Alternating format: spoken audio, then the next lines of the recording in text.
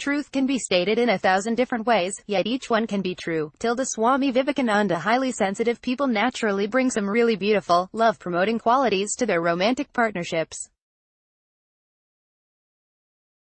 But these same qualities can sometimes end up undermining the strength of the relationship.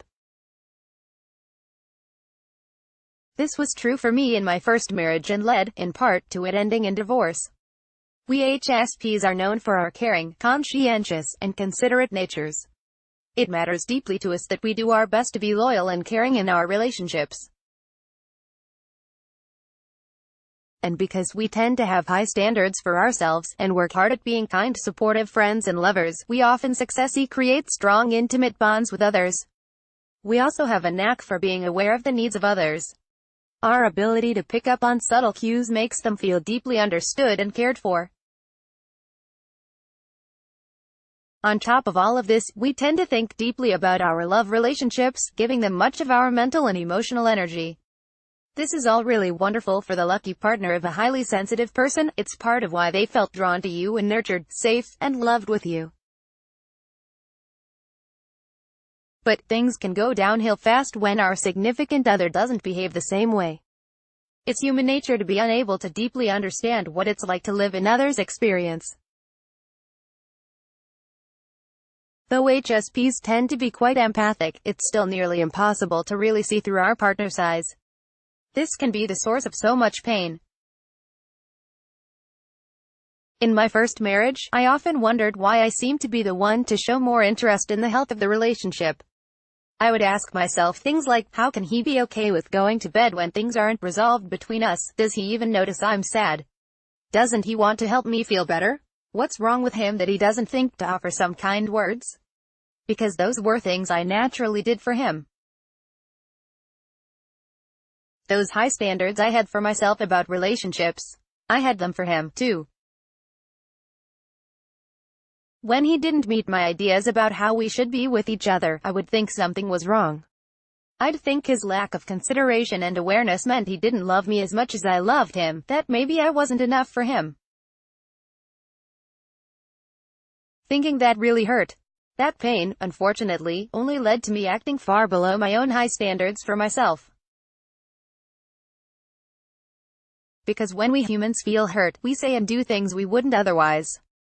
I'd complain, maybe curl up and cry, or give him the cold shoulder. I'd point out how he was falling short, question why, if he really loved me, he wasn't more affectionate, more aware of my feelings, more interested in resolving issues, in short, more like I was naturally, well, when I wasn't upset. We'd end up in long conversations that never concluded satisfactorily. He'd end up feeling like he wasn't doing good enough. Because I was aware of subtle shifts in him, I could see how badly I was affecting him. And that would only lead to me feeling guilty and bad about myself, which made things even worse. It seemed like a rock-a-hard place that we didn't know how to get out of. After many years of this, we ended our marriage. What a wake-up call. Since then I've learned so much and changed my life in major ways, and learned to work with my high sensitivity in ways that not only support me, but also my romantic relationship. I am now very happily remarried.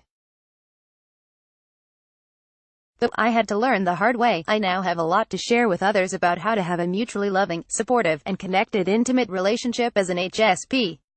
Assuming you're in a healthy, non-abusive relationship, these 3 tips can help you feel more fulfilled in love and be an amazing life partner. 1. Honor differences, yours and theirs. Just as they must learn to accept our sensitive natures, we must understand that others may not have our superpowers of high conscientiousness, deep caring attentiveness to others, and the uncanny ability to know just what they most need to feel good. They may not want to resolve issues as thoroughly as we do, because they may not feel things as intensely and as long as you do. They might not enjoy processing or getting to the heart of the matter the way you do. It may even make them really uncomfortable. All this can be especially true if your partner's male, because of some big brain and cultural differences between males and females' approach to relating with others. So he may not be attuned to the play of emotion across your face, or quick to try to make things right for you. If you fight to change his brain's wiring, you're fighting a losing battle. Instead, when you feel like you know better than he does about how to love well, remind yourself, it's not better, it's just different. 2. Stop holding your partner to unreachable standards. Apples will never be as juicy as watermelon. But you can't make a great pie out of watermelon. When I let go of my own high, unrealistic standards and stop comparing, I can actually see the way he does show his care and is loving me. Which is what we all ultimately want, to feel cherished and supported. Maybe your partner doesn't read your mind and give you that hug when you want it most, but he does make kind gestures like offering to take the kids so you can have some quiet time to yourself, or she invites you on some adventure she's excited about.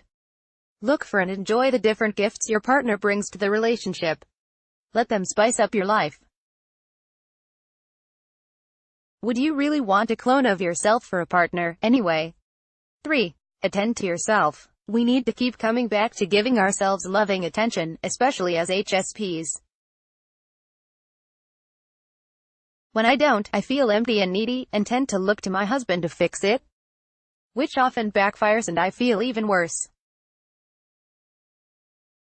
When I get complainy or needy or act in ways I don't like, I know it means I need to pause and notice what I really need, and then take action on it. If it's something my husband can do for me, I can always ask lovingly for it, without expecting he'll be willing or able. So let them be who they are, and take care of who you are.